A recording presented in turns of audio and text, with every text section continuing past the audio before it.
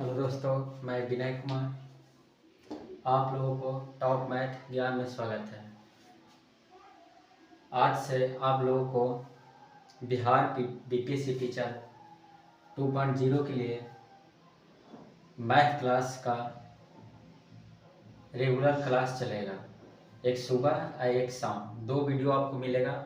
आप लोगों को 6 to 8 और 9 to 10 के लिए मैथ जो होता है पूरा तैयारी करवा दिया जाएगा। 15 से 20 दिन में सुबह शाम टाइम करके 1-2 घंटा कर करके आपको पूरा करा दिया जाएगा। जो एग्ज़ाम में पूछा जाता है, जो पिछला एग्ज़ाम में पूछा गया है, उसी के आधारित आप लोग को प्रश्न दिया जाएगा जो कि एग्ज़ाम में आएगा।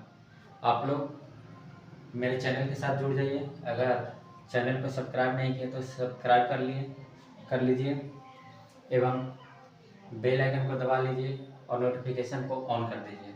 आपको सुबह और शाम, एक सुबह एक शाम में वीडियो मिलेगा जो कि बीपीएससी टीचर 2.0 के लिए बहुत ही महत्वपूर्ण रहेगा। देखिए, आप लोग को पहला क्वेश्चन क्या है। 8 एवं 18 का गुणोत्तर माध्य निकालना है। क्या निकालना है? गुणोत्तर माध्य निकालना है। इस टाइप के जब भी प्रश्न रहे, जैसे में क्वेश्चन एकदम सिंपल, जैसे इसका हल करना सीखेंगे। मान लीजिए कि ए और बी है, तो ए बी का जीएम यानी गुणोत्तर माध्य क्या होगा। डायरेक्ट ऐसे ही पूछा जाएगा कि मान लीजिए कि एक संख्या ए है एक बी है, तो इसका गुणोत्तर माध्य क्या होता है। तो गुणोत्तर माध्य क्या होता है, फॉर्मूला जानते हैं, अंडर रूट ए बी होता है। क्या होता है? Under root A B. यहाँ देखिए, ए के जगह पर कितना है जी, 8 है, और बी के जगह पर कितना है, 18। यानी इसका गुणोत्तर माध्य क्या होगा, आप लोग बना लीजिए। गुणोत्तर माध्य क्या होगा, 8 गुना 18, यानी क्या हो जाएगा, 18 गुना 8 की जगह तो क्या आ जाएगा, 144। 18 कितना होता है, 144। 144 का वर्गमूल कितना होता है, 16। यानी क्या 8 एवं 18 का गुणोत्तर माध्य क्या होगा, 8 एवं 18 का गुणोत्तर माध्य क्या होगा।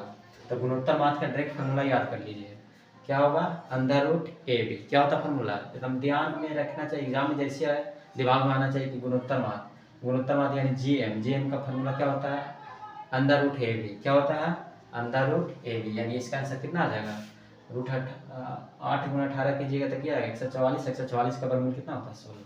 यानी इसका आंसर कितना आ जाएगा, 16 आ जाएगा। देखिए प्रश्न नंबर 2 क्या है। प्रश्न नंबर 2 क्या है जी, यदि ए बी सी, देखिए प्रश्न नंबर 2 क्या है जी, ए बी सी कौन में है, जीपी में है, यानी गुणोत्तर प्रोग्रेशन में है।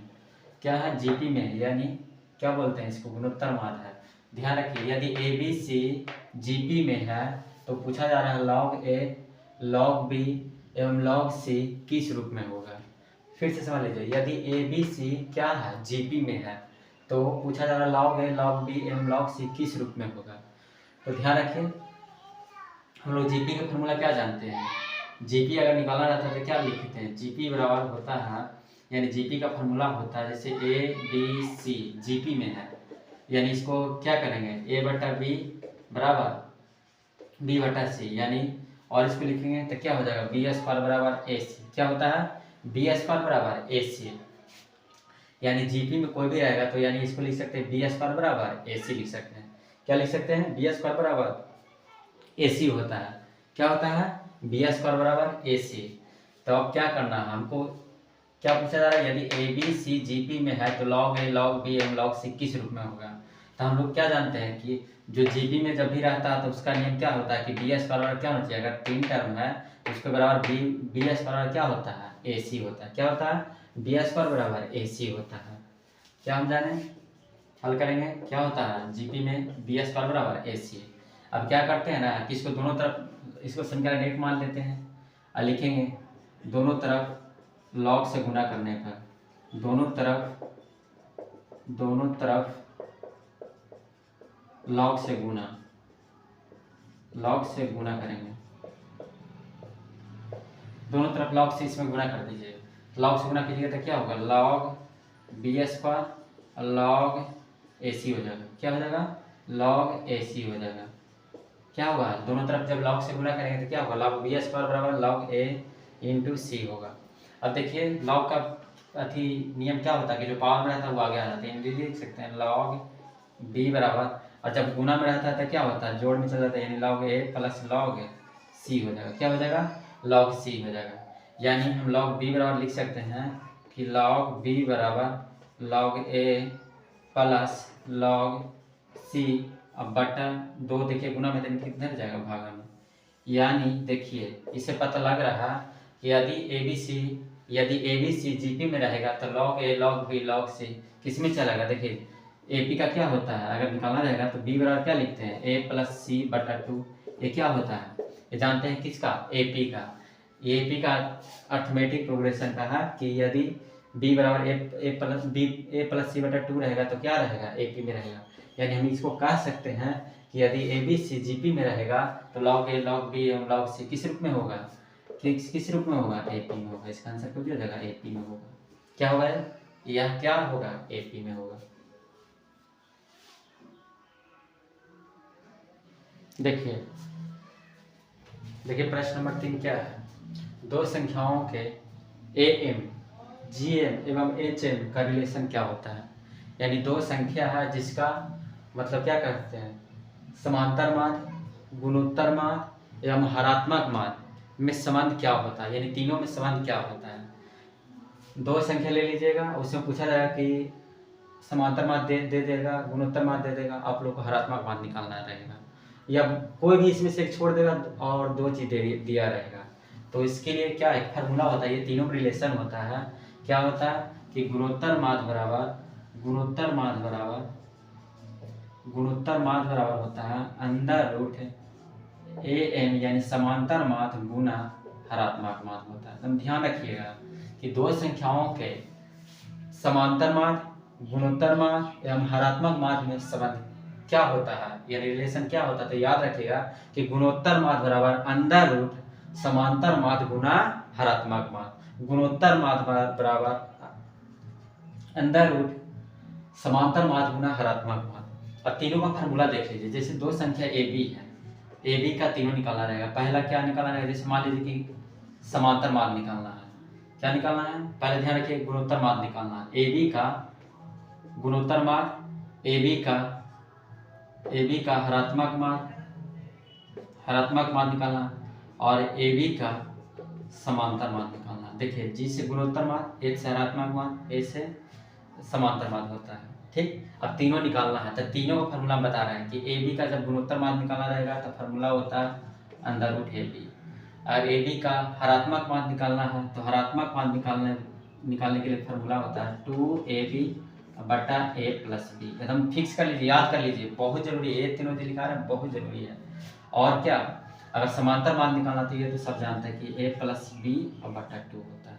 देखिए तीनों आपको जो बताया गया ना बहुत जरूरी है आप लोग के लिए, ये तीनों में रिलेशन भी होता है। देखिए तीनों का फार्मूला पहला जान लीजिए अलग अलग से, ये तीनों का फार्मूला हुआ, ये तीनों नोट कर लीजिए, आपको बहुत जरूरी काम देगा कि ए बी का गुणोत्तर माध्य, ए बी का हरात्मक माध्य, ए बी का समांतर माध्य क्या होता है। जब भी दो अंक दे दे तो जैसे दे देगा कि 8 और 18 का गुणोत्तर माध्य क्या होगा, हरात्मक माध्य क्या होगा और समांतर माध्य क्या होगा, तो इससे निकाल सकते हैं। और तीनों रिलेशन भी आप बना सकते हैं।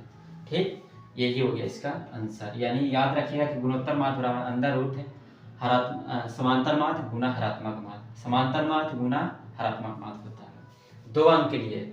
और तीनों के लिए फार्मूला ध्यान रखिए, गुणोत्तर माध्य बराबर अंडर रूट ए बी, हरात्मक माध्य बराबर 2 इंटू ए बी बटा ए प्लस बी, और समांतर माध्य बराबर होता है a प्लस बी बटा 2। क्या होता है, a प्लस बी बटा 2। समांतर माध्य बराबर क्या होता है, a प्लस बी बटा 2 होता है।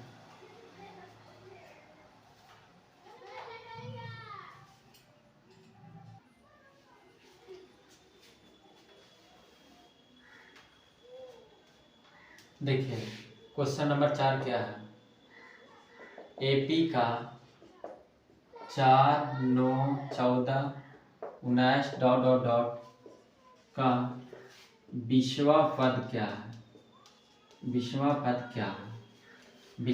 पद क्या है। देखिए प्रश्न है AP का यानी श्रेणी 4, 9, 14, 19 का विषमा पद क्या है। इसका 20वां पद, जैसे इस तरह से देखिए, शुरू कितना चालू किया 4 से, फिर दूसरा पद कितना आ गया 9, तीसरा पद कितना आ गया 14, फिर देखिए चौथा पद कितना आ गया 19। उसी तरह से बढ़ते हम जाएंगे, जैसे पहला पद हम 9 लिखे हैं, पहला पद 4 लिखे हैं, दूसरा पद 9 लिखे हैं, तीसरा पद 14 लिखे, चौथा पद 19 लिखे हैं। अगर 5वां पद पूछता है तो इसी हिसाब से जैसे बढ़ते जा रहे वैसे बढ़ते जाते हैं। यानी अगर डायरेक्ट पूछ देता है तीसरा पद क्या था, आंसर कितना करते हैं, आंसर 14 आ जाता है। चौथा पद कितना आया था 19 आ जाता है। लेकिन इसका इसी टाइप से लिखते जाएंगे तो इसका 20वां पद क्या होगा, 20वां पद निकालना है। तो देखिए इसको हल करने के लिए पहले क्या करना है, पहले आप लोग को बहुत सारा चीज़ों की जरूरत पड़ेगी। जैसे प्रथम पद यानी ए प्रथम पद कितना है जी, किस चालू हुआ है 4 से। दूसरा निकालना पड़ेगा सार्वधातुक, जिसको बोलते हैं डी शॉर्ट में, डिफरेंट यानी कितना का अंतर चल रहा है। तो अंतर इसमें से चाहे इसमें घटा दीजिए, चाहे इसमें से घटा दीजिए, चाहे इसमें से घटा दीजिए। अंतर अगर एपी में रहेगा तो अंतर हर एक जगह समान आएगा। अगर हर एक जगह समान नहीं अंतर आ रहा है तो इसका मतलब वो एपी में नहीं है। यानी इसको 9 में से 4 घटाइएगा, यानी इसको ऐसे लिखते हैं T2 माइनस T1, यानी T2 हुआ T1, यानी 9 में से घटाइएगा 4 तो कितना आएगा 5, यानी डी जो है डी है जो कितना आएगा 5, यानी इसका जो अंतर चल रहा है, डिफरेंट चल रहा है एपी का, वो 5 का अंतर चल रहा है। ठीक, और देखिए एन हमको कितना पद निकालना है 20वां पद, यानी एन बराबर भी दिले है 20, एन बराबर कितना दिले है 20, हमको निकालना है क्या टी एन, क्या निकालना है टी एन निकालना है। बस ये ध्यान रखना, एपी का 4, 9, 14, 19 का 20वां पद निकालना है। ठीक, तब देखिए इसके लिए एक फार्मूला होता है टी एन बराबर, याद कर लीजिएगा, जब भी कोई भी पद निकालना रहे 20वां पद, 25वां पद, 100वां पद, एपी दिया हुआ रहेगा तो उसके लिए A plus N minus 1 into D लगाइएगा। इसी फार्मूला से आपका जो भी पद निकालना रहेगा बन जाएगा, चाहे बटा में रहे, चाहे कुछ में भी रहे, श्रेणी कुछ में रहे, चाहे बटा में रहे, चाहे माइनस में रहे, चाहे प्लस में रहे। अगर कोई पद निकालना, जैसे 20वां पद, 25वां पद, 40वां पद, कोई भी पद निकालना रहे तो इसके लिए ए फार्मूला का यूज कर सकते हैं। यानी टी एन के यहाँ पर क्या रखाएगा 20 रखाएगा, ए कितना है जी 4 है, प्लस एन के जगह पर कितना कितना पद निकालना 20वां माइनस ए, और डी कितना का अंतर चल रहा है 5 का अंतर, यानी 4 अब 20 में से घटाएगा तो 19, और 19 गुना 5 कीजिएगा तो कितना आएगा 95, अब 95 में 4 जोड़िएगा तो कितना आएगा 99। यानी अगर ये ऐसे लिखते जाएंगे, ये पी जो है 4, 9, 14, 19 इसी टाइप से लिखते जाएंगे तो जो 20वां नंबर में आएगा, ऐसे लिखते जाएंगे तो जो 20वां नंबर में जो अंक आएगा वो 99 आएगा। यानी इसका 20वां पद कितना हो जाएगा 99 हो जाएगा। बस एक फार्मूला याद कर लीजिए, टी एन बराबर ए प्लस एन माइनस 1 डी, या तो इसको शॉर्ट में ऐसे लिख सकते हैं कि टी 20 निकाला रहेगा ना तो ए प्लस 19 डी लिख सकते हैं, इससे भी हल कर सकते हैं। अगर हमको निकालना है 30वां पद तो इसको डायरेक्ट लिख सकते हैं ए प्लस 29 डी, उतना फार्मूला लिखने की जरूरत नहीं पड़ेगा, इससे भी निकाल सकते हैं।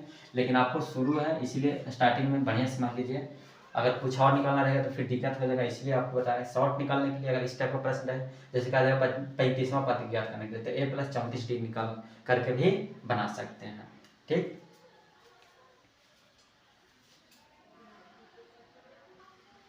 देखिए प्रश्न क्या है, एपी 4, 9, 14, 19 डॉट डॉट का प्रथम 20 पदों का योग, यानी इस टाइप से 20 पद लिखना है। अब 20 को जोड़ना है, जो भी पद आएगा 20वां पद सभी को, जैसे 4 है 19 है 14 है, 4 है 9 है 14 है 19 है, इसी टाइप से लिखिएगा 20 पद लिखना है। अब 20 को सबको लिख कर जो आएगा सबको जोड़ना है। तो देखिए अगर ऐसे लिखने के लिए बैठ जाएंगे तो बहुत टाइम लग जाएगा कि 4, 9, 14, 19 चारों को तो जोड़ने में लग रहा है कि टाइम लगेगा। उसके बाद आओगे बढ़िएगा, उसी टाइप से 20 को पद लेना है। अब 20 को लिख कर सबको जोड़ना है। तो इसके लिए क्या होगा, एपी में है, पहला बात ध्यान रखिए कि एपी में है, तो एपी के लिए हल करने के लिए क्या करना, पहले फिर से वही बात, ए बराबर कितना आएगा जी 4 आएगा, डी बराबर कितना का अंतर चला, देखिए 14 में से 9 घटाइए, 19 में से 14 घटाइए, हमेशा कितना का अंतर आएगा 5 का आएगा। एन बराबर के कितना दिया हुआ 20, यानी 20 पदों तक का योग ज्ञात करना। हमको निकालना क्या, एस एन टर्म ऑफ पदों का, मतलब जो भी पद है उसका योग ज्ञात करना सम। तो इसके लिए क्या करना, एक फार्मूला होता है एस एन बराबर एन बटा 2 into 2a plus N minus 1 into D होता है, ये फार्मूला होता है। तो एस एन के जगह पर कितना रखेंगे 20, यानी 20 बटा 2 इंटू 2a, तो देखिए 2 और a 4 दूनी 8 हो जाएगा। एन के जगह पर कितना रखना 20 माइनस 1, और डी के कितना का अंतर चल रहा है 5 का अंतर चल रहा है। तो देखिए इसको भाग दीजिएगा तो कितना आ जाएगा, 10 आ जाएगा। 8 और देखिए 20 में से क्या 19, 19 गुना 5 की जगह 95, 95 आ गया, यानी 10। इसको जोड़िएगा तो 9, 8 5 13 के 3 और 9 1 10, यानी 103 गुना 10 कीजिएगा तो कितना आएगा, 1030। यानी कोई एपी में रहे और उसका कोई भी पद, जैसे यहाँ 20वां पद कहा देगा, 30वां पद कहा देगा, कोई भी पद निकालना रहे तो उसके लिए एक फार्मूला याद कर लीजिएगा, Sn बराबर n/2 × 2a + n - 1 × d। ये फार्मूला होता है, इसको याद कर लीजिए, आपको प्रश्न बन जाएगा जल्दी। Sn बराबर n/2 × 2a + n - 1 × d। और जो भी मान है पहले उसको लिख लीजिए, अगर जल्दी बनाना है तो जल्दी बनिए। ठीक, थैंक्स फॉर वॉचिंग।